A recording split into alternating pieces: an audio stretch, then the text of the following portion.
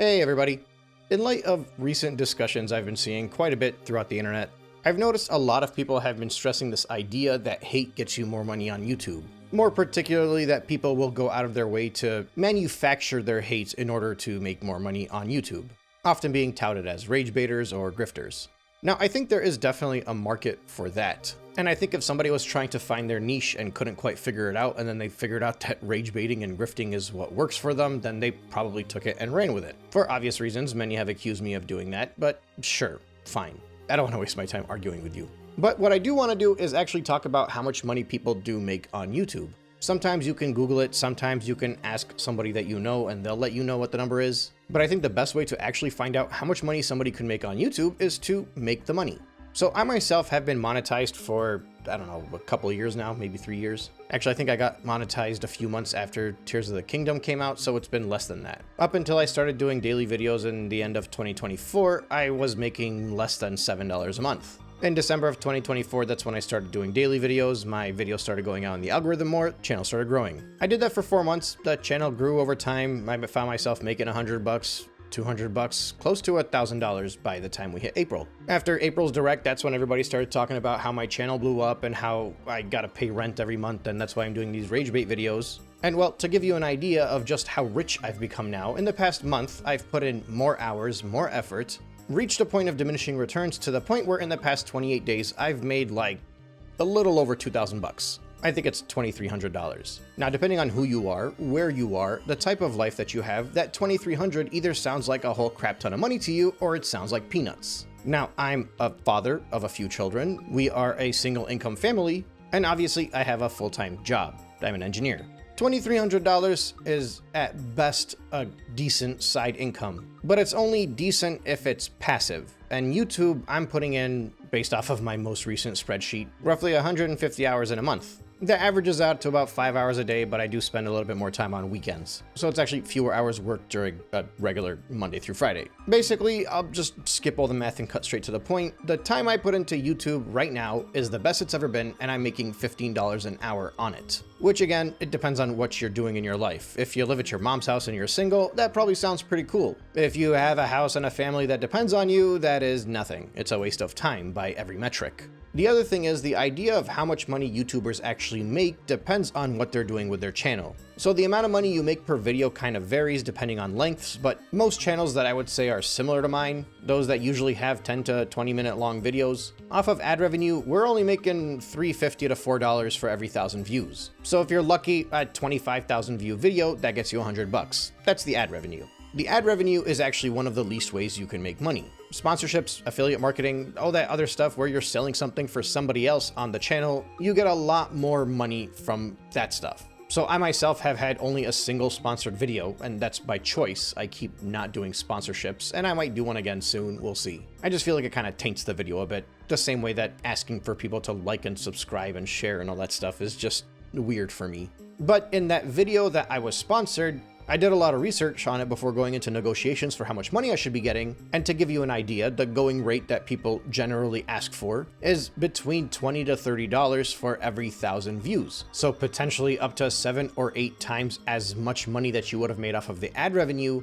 you make that in sponsorships instead, from the company directly. Now obviously, the larger the channel, the more sponsorships they get, the more they can ask for. There's a good chance that that $30 goes up for some of the bigger names that I will not mention. But the point is that there is a lot of money to be made on the platform if your goal on the platform is to make money. If your goal is passion, that's a whole different story. You'll make some money, but it's not gonna be their main breadwinner. And it seldom is worth the amount of effort that you're putting into the videos. So with that in mind, and for the sake of not putting anybody on blast, I scrolled through the channels that most of you guys would consider grifters. And I also scrolled through the channels that most of you guys would consider Glazers. Now, to be clear, I wouldn't consider some of the more popular channels, like, I don't know, Good Vibes Gaming, as Glazers. Like, they glaze over Nintendo, but their video content is very different. It's more of a passion type channel. These are people that all have their own jobs, they all have their own hobbies, and they make videos every now and then for their channel. And I'm not saying they're not trying to grow and they're not trying to make money off of it, but I don't think that they would sell their soul in order to make money off of it. When I talk about Glazers, I'm speaking mostly about the channels that again, I don't want to mention anybody, but if you were to search up daily news and they tell you there's a direct every single day, those are the guys that are generally glazing. If they have pictures with their Switch 2s and a zoom up on their face and the caption just says, "Absolutely amazing," those types of glazers. And likewise, you have rage baiters who are doing the same thing, but think about it from a more negative angle. So I noticed that the subscriber counts vary drastically based off of whether they were glazing or rage baiting. And on both sides of the aisle, I saw that you could either have a lot of subs or a few subs. Doesn't really make a difference which way you lean. But the biggest thing that I noticed is that for the most part, the channels that were glazing Nintendo were getting about 5 to 10,000 more views per video. The rage baiters were hitting roughly 15 to 20, and those guys were hitting roughly 25 to 30. There are always exceptions. There were some channels I saw that were clearly glazers excessively, and they just were not getting the same views as some of the other ones were, even if they had the same amount of subs. And then I discovered that when I clicked on their video, they just weren't captivating in the way that they were speaking. And likewise with a lot of the rage baiters, you'd see this thumbnail and this title, and it looks like this is just gonna be a very good video if you're somebody looking for hate for the Switch 2. And you click on it and you see 2,000 to 3,000 views, and within 5-6 seconds you're clicking away because the person is not really good at their delivery. So a lot of their rage bait gets people to click, but it doesn't get people to last. That's a very common thing for YouTube. You get people to click with the thumbnail, and then you hope that with your delivery, with the way that you speak and you enunciate, you get them to stick around. I do not think I am a good YouTuber. I don't know how to edit well enough to have a good YouTubing channel, and I'm not really interested in hiring an editor just yet because I don't think my channel is large enough to do that. Also, I feel like that's just extra responsibility and gathering stuff and sending it to them and proof checking it, and not ready for that right now. But, and I say this pretty confidently in myself, I think that I deliver things well enough for the people that enjoy it. And I've felt that since before I even had 100 subs, because when somebody would join my channel and start watching, I noticed that they were really intrigued in what I was saying. They would have discussions back and forth, and it just continued to grow. I felt that when I was covering Sonic, I felt that when I was covering ROM hacks, I felt that when I was covering Mega Man, I felt that when I was covering Mario, and I've especially felt that when I was covering the Switch 2 stuff. So you gotta have a little bit of confidence in yourself in order to do this. Obviously, that for me is where my confidence lies. Whether or not you agree or disagree is entirely up to you. But I've just always had a natural public speaking skill that I've used quite a bit in my life and in my career. I can only imagine if I was to combine that with good editing skills, how much my channel could potentially grow, but when I start thinking about that, and I just get a little bit stressed out because it sounds like too much work. Now, the other thing I noticed was how much more content is available for people that were glazing Nintendo versus people that were going against Nintendo. So part of the way that I found a lot of these channels tend to get more viewers was if their content was more unique, they would get more clicks. Generally, you get like one video where it's like why I absolutely love the Nintendo Switch 2 or why I absolutely hated the Nintendo Switch 2.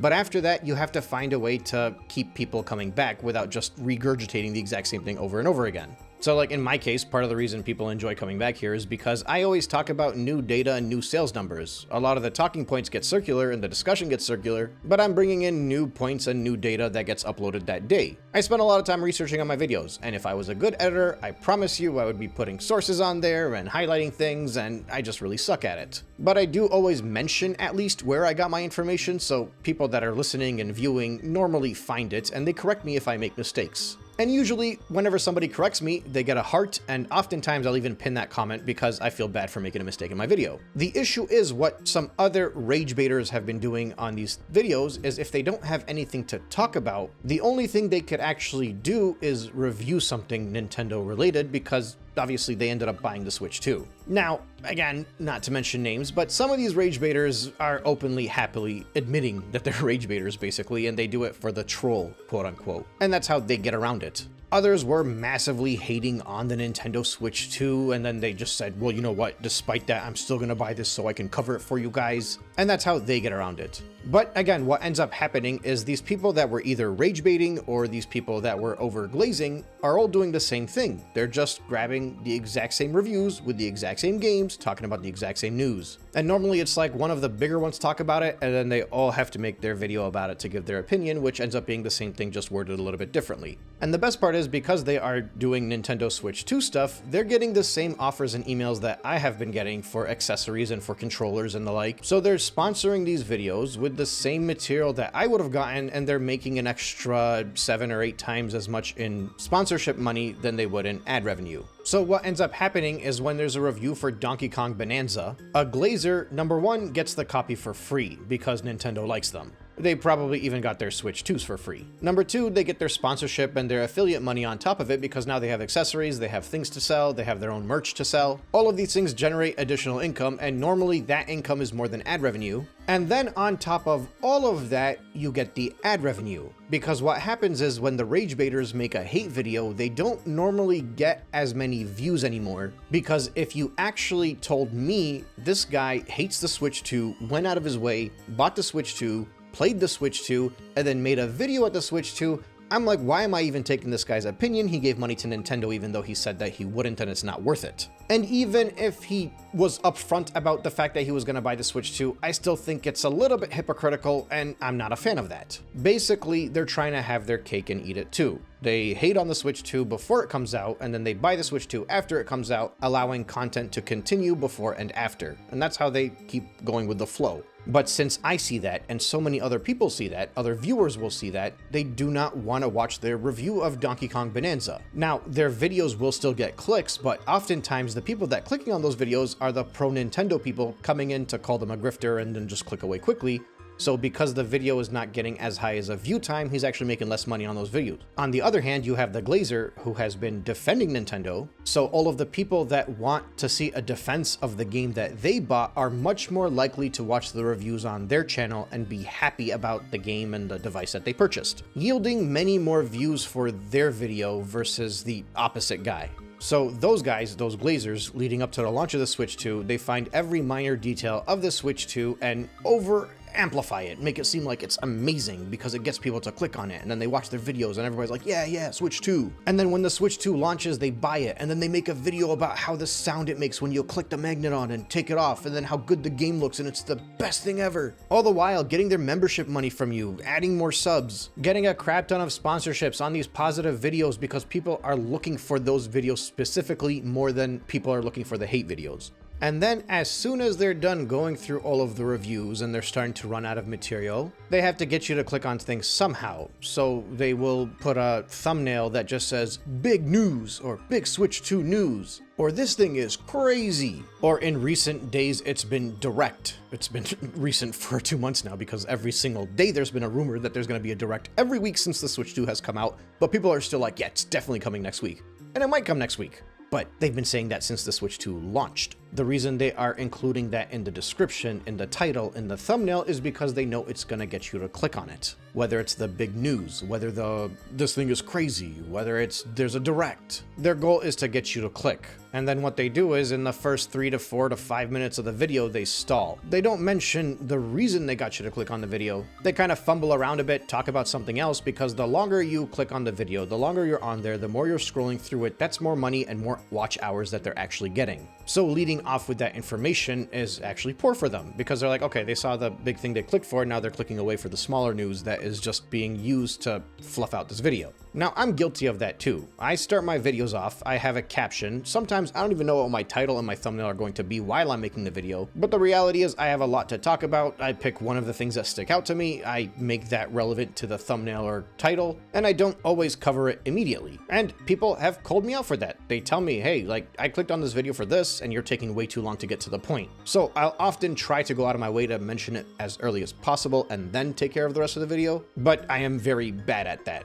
I also am not doing this for a livelihood. So if somebody clicks on the video when they don't see what they want right away and they click away, I don't really hate it as much. I also largely prefer when my videos get fewer views from people that actually like my content, because I want people that are just going to be regular viewers and regular commenters As opposed to those that are just clicking, it gets my view count to look very high, they make a comment calling me a grifter and they click away. Because those people are counterintuitive to my whole purpose on YouTube, which is mostly to deliver content about things that I am passionate about. And even monetarily speaking, those people that are clicking my videos and then moving away immediately, they're making me lose money because my watch hours going down, my videos get pushed less. And now all of a sudden I have a video that has a lot of views, but I somehow made less money on that one than one that has fewer views. But anyway, my biggest takeaway from most of these searches that I've done on these different channels, using the amount of dollars that I've made in my view counts, I tried to extrapolate it to see how much they were making, and almost always the fan channel, the glazing channel, was making more money than the hater. And of course they were. It's easier to just say you love something because there are more people that want to watch something that they love than people that want to watch something that they hate.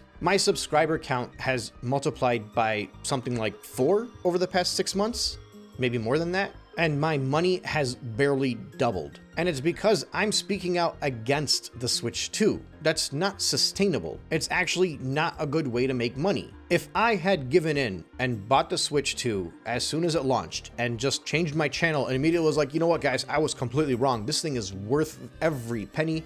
I guarantee you I'd have 50,000 subs by now. I'd be like, oh, I'm making 10 grand a month on this thing. Maybe I can find a way to make this my full-time job. But no, because at that point, I would be grifting. For those of you that do not know this, a grifter is somebody that doesn't believe in the stuff that they're saying. So for example, the very popular Nintendo channels that continue to tell you they're pretty sure a direct is coming soon because there was the slightest bit of a leak from this person who his mother told him that her uncle works at Nintendo. Those guys that are certain every single week this direct's gonna be crazy. Those guys don't actually believe there is a direct coming, and they can easily shift the blame by putting it on a different news source, some big guy on Twitter that might have said something that they're taking out of context, for example. Those people are grifters because they are making money by using catchwords and phrases to get you to click on their video, to engage in this hype that you have, but they don't actually believe that that is going to bring them money. That's why I wouldn't consider Good Vibes Gaming as grifters, because they don't go out of their way for petty things to try to get people to click on their videos. They like the Switch 2, and they have integrity, and I respect that. But other channels that like the Switch 2 oftentimes do not have integrity. It feels very fake. It feels overhyped. You know, they put their hands on the sides of their face with their mouth wide open and act like that this is the most amazing and spectacular thing they've ever seen. It's so fake, and we all know it's fake. I feel like everybody clicking on it has to know it's fake. That falsehood is grifting. Obviously, you have the other type of grifter as well, and those are the guys that have been hating on the Switch 2. They went and bought a Switch 2, and they're still hating on the Switch 2. That's also a grifter. I'm not going as hard on that because you guys already know that. The thing that I have been telling people for a very long time is that you should be wary of people whose livelihood depends on clicks. I made a few videos going hard against gaming journalists. It's always the same games made by the same publishers that are somehow winning Game of the Year. There is a clear and inevitable bias by some of these channels. And even, like I said, Good Vibe Gaming's, they're actually guilty of this. They clearly have to, at least somewhat, be very nice to Nintendo. And it's part of the job. It's just something that you have to understand when you're watching their videos. But there are different levels to this. So there are channels whose livelihood is entirely dependent on YouTube itself, on the ad revenue, the sponsorships, the affiliate marketing, the channel memberships. They need you to click every single day. And if they've been focusing primarily on Nintendo over the past few months, it's because Nintendo is the most important thing for them to talk about. It's the most important way for them to make money, make their bills paid. And that's not to say that they're always full of crap, but it means that they sometimes have to be full of crap. And it's a lot easier to be full of crap and toxically positive than it is to be negative. And that's primarily in the realm of Nintendo, because Nintendo is the happy place. Most people that buy Nintendo are, you know, butterflies and rainbows. Like they want people to skip around and sing about the jolly day they've had while playing Mario Kart. But then you have something like Xbox. When they screw up, oh no, now everybody gets to hate on Xbox. Microsoft, they can beat the hell out of them as much as you want, and that's fun. You'll make a lot of money hating on Xbox. I made a few videos about Microsoft over some of the bad decisions that they've made recently, and those videos, when I rewatch them, I'm like, I don't even know what I'm talking about here, because with Xbox, I don't have a passion for it, obviously not to the extent that I've had with Nintendo for my entire life, so it's very hard for me to actually say the things that I want to say and say it correctly. So my Microsoft hate videos actually didn't do as well as I thought, and that was one time where I tried to chase the hype, I guess. Another video that I did, not because I was trying to chase the hype, but it was something that was trending, was during the whole stop killing game stuff. And actually, in addition to that, was also the review of Expedition 33. These were things where I uploaded videos on while they were trending and I put effort onto them, but those videos didn't do as well. And when I watched those videos, I'm like, this is not me at my best. I don't know what I'm talking about here. Expedition 33 is a little bit different. It's just not my best work. But the point is that even if those videos are hot topics at the time that I uploaded them, they didn't do as well, because at the end of the day, it's the way that you deliver your content that matters most. And I think if it's something that I'm passionate about, it tends to do better.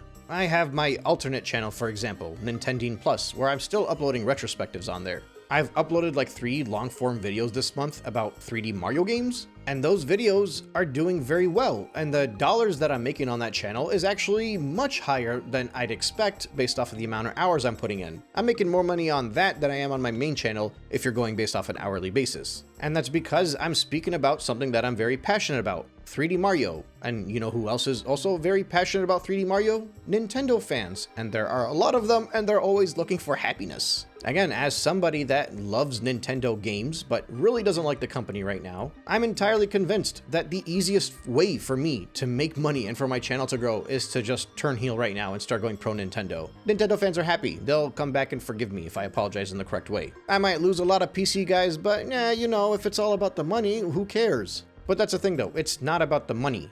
Eventually, and some of you guys are not going to like this, but I've said this a few times, I am going to be getting a Switch 2. I'm hoping when it's a price drops, otherwise it might be in 2026 where I end up buying one used. And when that happens, I'm going to be giving objective reviews of everything Switch 2 related, whether it's the games or the accessories or the console itself. And they're going to be objective, which means some of you guys might not like the fact that I am speaking highly of the console or speaking highly of Donkey Kong, because I'm going to be buying these things at used prices, so I'm not going to feel like I got ripped off when buying them, which means I don't have to worry about all of the baggage that comes with it. Now, ideally, I'm not doing this until there's a price drop, but that's not the point. The point is that I know that eventually I'm going to cover Nintendo stuff, and I'm certain my channel is going to grow at that point. And even if it doesn't, even if I've gone too far and all the Nintendo fans are going to hate me, and then doing that is going to betray all the non-Nintendo fans that have been following along, I only upload onto YouTube what I enjoy doing. And if it just so happens that at that point in my life, I'm going to be enjoying my used $350-ish Switch 2, then I'm probably going to enjoy making videos about it. But this leads me to my final thought.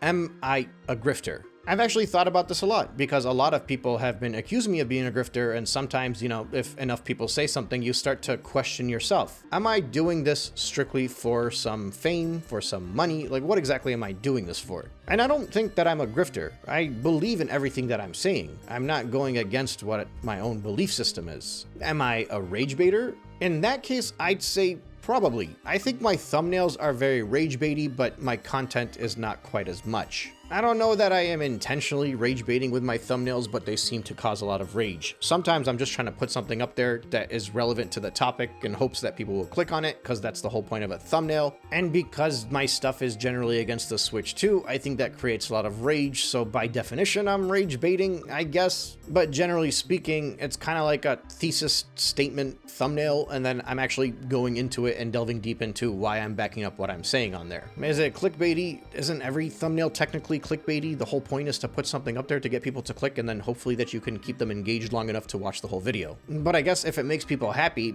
I'll yield and say that I'm rage baiting, fine. But if I'm not a grifter, then what am I? Why am I doing this? And I've been thinking about this quite a bit, and I think I know the answer why.